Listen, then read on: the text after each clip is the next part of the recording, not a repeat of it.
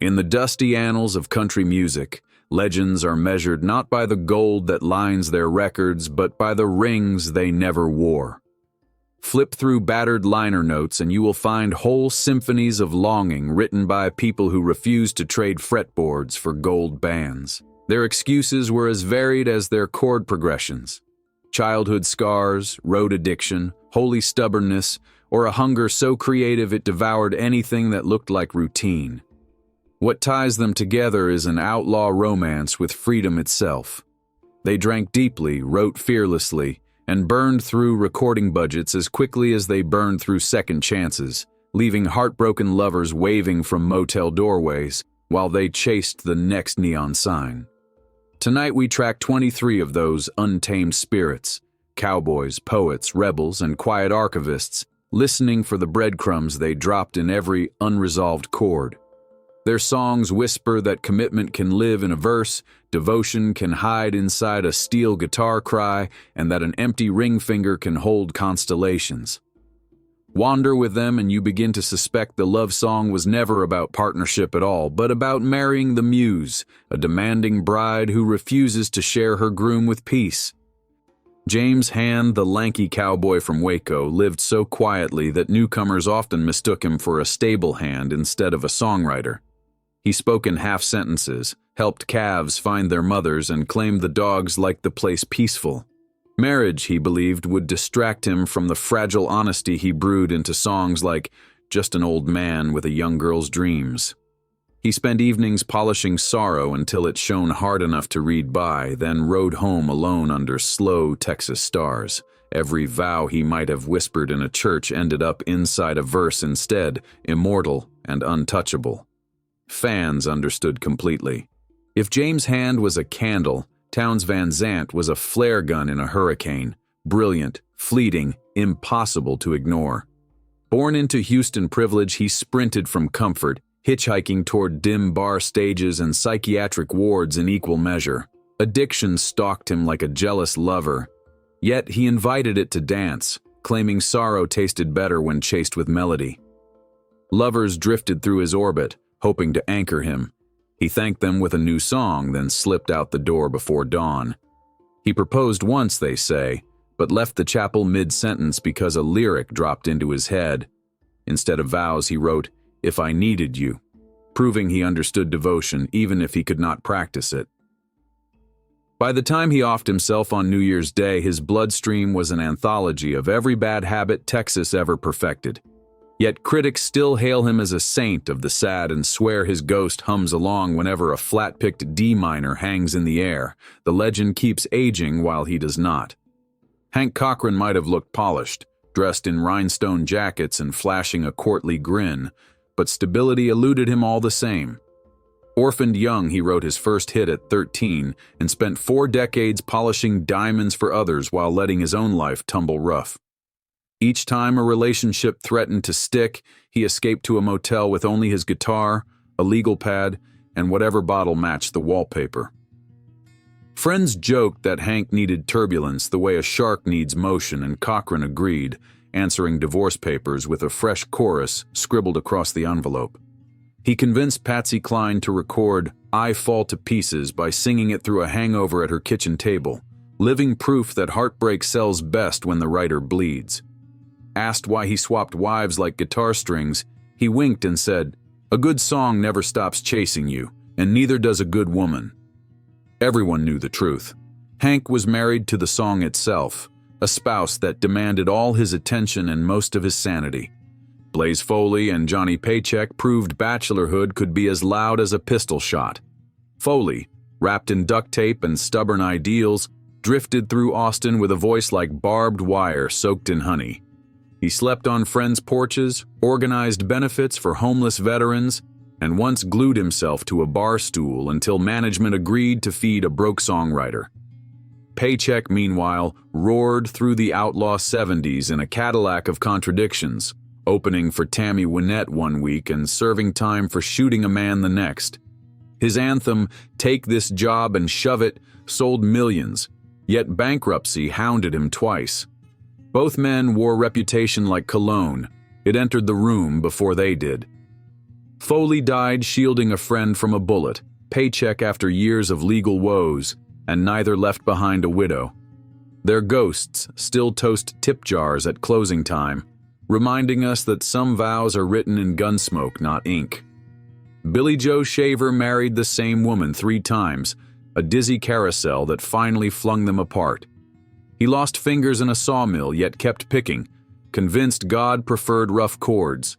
When preachers urged calm, he replied that heaven hired wanderers, not homeowners.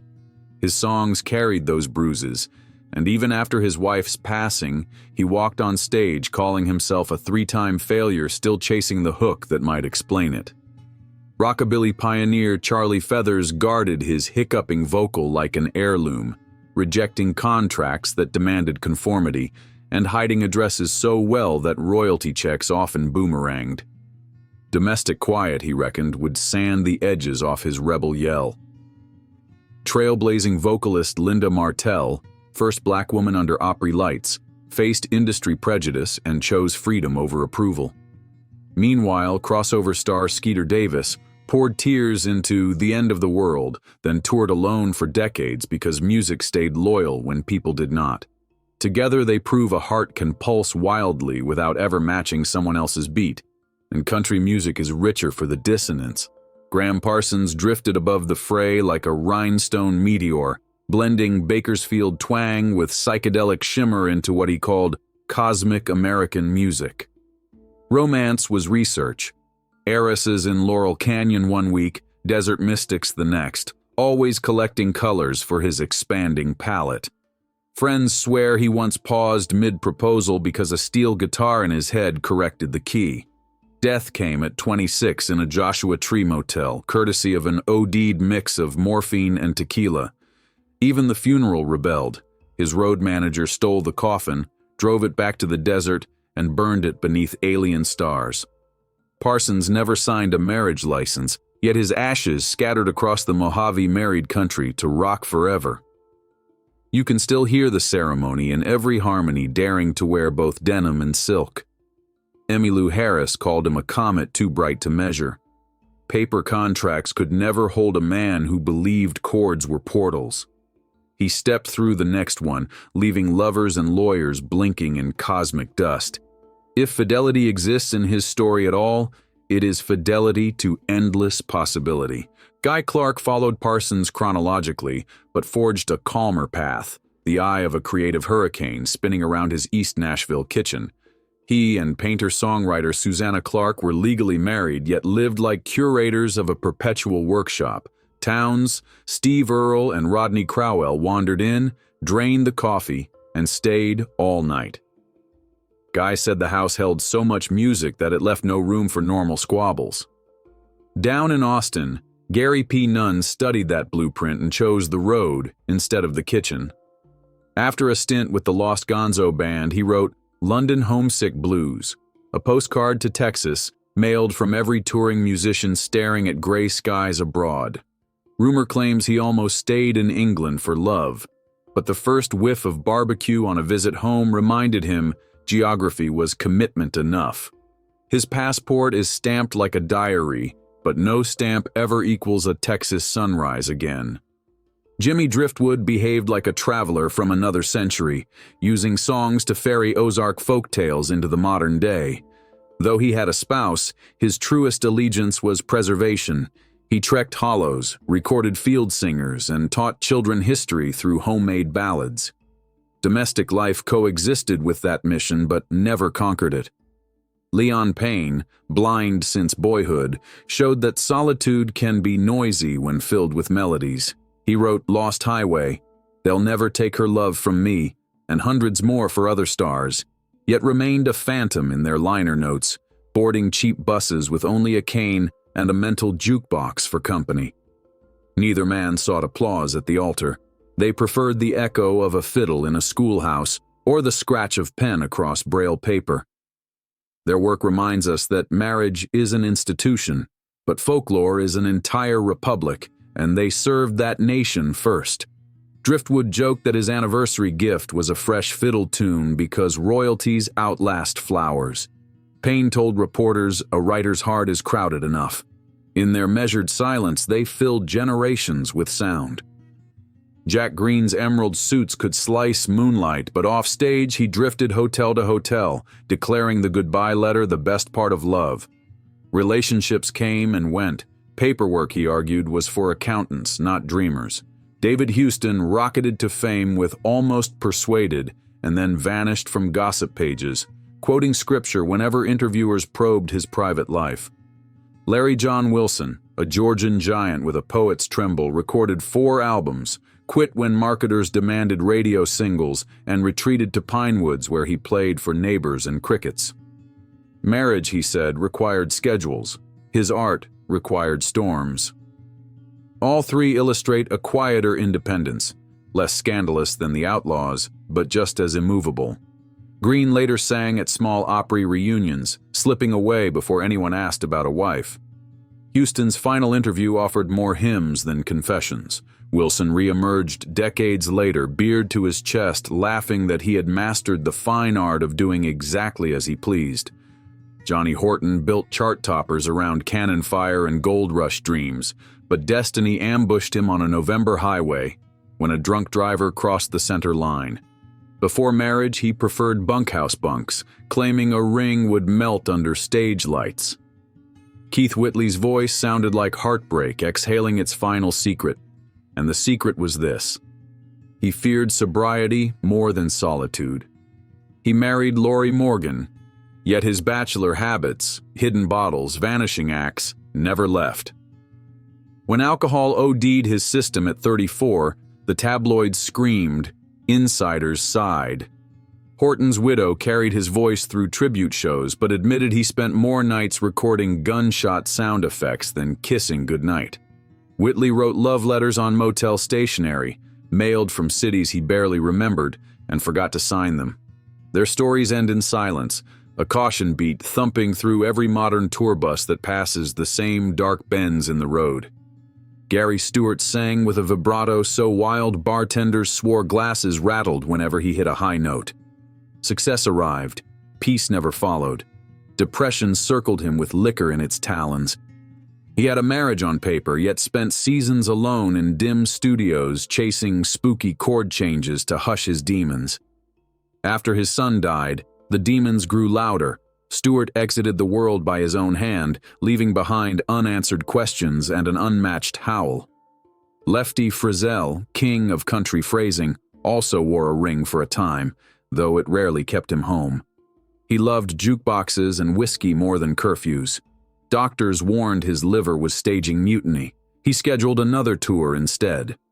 When he died at 47, the industry mourned, but some friends felt relief, convinced he had finally outrun the exhaustion stitched by music, marriage, and mayhem. Their catalogs remain dangerous objects. Drop the needle on any track and you may feel an urge to quit your job, buy a neon sign, and stay out until the sky resets its color. David Allan Coe enters like a tattooed question mark. He has variously claimed to be single, married, widowed, or spiritually betrothed to the highway, whatever sold more t-shirts at the merch table. What is certain is that prison myths, biker brotherhoods, and band albums left little room for picket fences. Ask him why he never settled and he'll blame the industry, the IRS, or an alien abduction. The answer changes nightly, the grin never does. Hank Snow offers the counterbalance, a Canadian gentleman in rhinestones who read the Bible backstage. After his beloved wife died, he vowed never to remarry, turning grief into mentorship for rookies at the Opry. His tour bus became a rolling chapel of country etiquette, proof that a widower can still father generations of song without a second ceremony. Together, Coe and Snow form a strange duet, one loud, one quiet, each showing that marital status is a footnote compared with the stories you spin when the lights ignite the stage. Their philosophies disagree. Their legacy aligns beautifully. What then do these 23 untamed spirits teach us? That country music's heart pumps best when unconfined. Rings may symbolize completion, yet these artists chased the unfinished chord, the half-remembered rhyme, the audience they had not met. Some offed themselves, some drank themselves slow, some slipped quietly into the night, but every one of them left fingerprints on modern sound. Each time a hopeful artist tunes a battered guitar in a parking lot, James' hand nods somewhere. Each time a poet scribbles lyrics on a cold receipt because inspiration refuses to wait for proper paper, Hank Cochran grins. Whenever a desert sunset turns purple and a harmony line feels suddenly cosmic, Graham Parsons twines another star into the sky. Their unmarried status was never the headline. It was the doorway they used to keep the muse from escaping. Listen closely the next time a jukebox crackles. Between the needle drop and the first bar, you will hear a promise far wilder than "till death do us part." A promise to remain forever in motion, forever honest, forever free. In that restless mercy, country music renews itself and our own hearts ride shotgun forever onward. Yet if you imagine the era of ringless troubadours ended when vinyl slipped into nostalgia bins, look closer at the footlights of any modern honky-tonk. You will find their inheritors tuning Telecasters, scrolling through GPS maps of the next cheap motel and answering curious partners with a practiced shrug. The road is married to me already. Streaming has changed the math, but not the appetite. Instead of chasing platinum plaques, they chase algorithm spikes, but the price is the same currency Hank once paid at the pawn shop: solitude, insomnia, and a suitcase that never quite empties. Consider indie wanderer Charlie Crockett, who jokes that he owes more back rent than royalties while his singles spin millions of times. Or Sierra Farrell, drifting Appalachian festivals with only her dog and a fiddle, promising nothing beyond the next encore. They carry laptops instead of lyric pads, yet every playlist milestone reads like a neon exit sign pointing to another rest stop romance they will not stay to finish. You can almost hear James' hand nodding, telling them that the motel key never fit a picket fence anyway. There is a lesson humming beneath every out-of-tune barroom ceiling fan. Art and comfort rarely sign the same lease. Comfort asks for repetition. Art demands surprise. Comfort hangs curtains. Art rips the windows off the frame so the weather can blow straight across the riff. That explains why Graham's ashes smoldered under desert constellations. Why Billy Joe kept chasing the hook that might redeem 3 failed vows. And why a fresh wave of kids still rehearse goodbye speeches they have not yet delivered, just in case inspiration interrupts dinner tomorrow night. So the next time your playlist drops into a voice that sounds like gravel softened by moonlight, tip your hat. Somewhere between the merch table and the turning wheels, a choice got made. To keep moving, to keep writing, to let the empty passenger seat become a silent collaborator. Maybe a ring will slip onto a finger one day, maybe not. Either way, the hush beside that microphone stand is part of the arrangement. If their melody makes you long to swap predictability for possibility, remember the map is open. Leave early. Drive late. Let roadside coffee taste like a promise you have not had to break yet. Write the chorus even if your phone battery is flashing red, because the muse does not carry a charger. And if you wake up under a strange ceiling with a half-finished verse stuck to the inside of your skull, you will know you are in honorable company out on life's longitude.